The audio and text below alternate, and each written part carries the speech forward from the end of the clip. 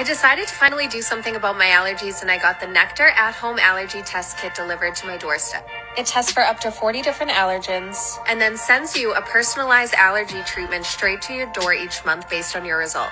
No more taking time out of your busy schedule to see an allergist.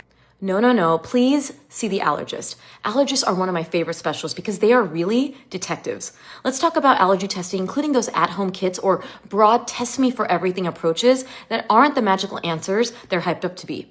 The reality is that allergy testing, especially those at-home kits, can show you sensitizations, but that doesn't always mean you're actually allergic. Without your clinical story, your symptoms, your exposures, your history, these tests can lead to false positives and a whole lot of unnecessary worry.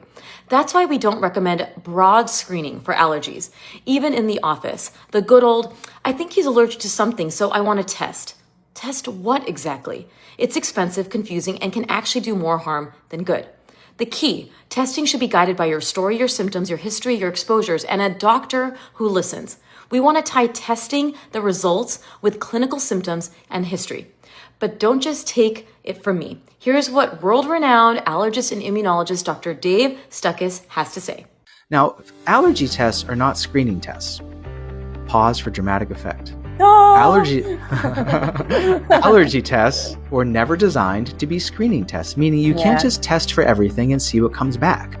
We get lots of false positives, both on skin testing and blood testing. And just because you have detectable IgE, so IgE is the allergy antibody, so these tests are designed to detect IgE. Just because you find some IgE doesn't mean that person actually is allergic or not. We need to go back and see what happens upon exposure. Yeah, and I often get parents coming in, just say their child has hives. Okay, let's use that as an example. So the child has hives, the parent comes in and says, I want to be tested. And I say, okay, let's talk about the hives, let's talk about when it happened, let's talk about exposures, how long have the hives been going on for? This whole desire for wanting testing, and especially a lot of parents want testing for everything. Like using even like seasonal allergies as an example. They're like, I just want to be tested.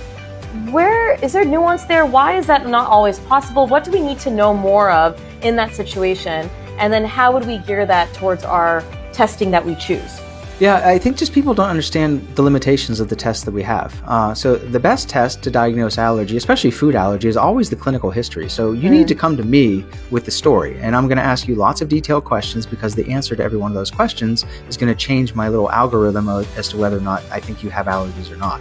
Because the history helps give us that pre-test probability. So before we even do testing, we should be able to predict what the results are going to show or have a plan in place based upon what the results show us.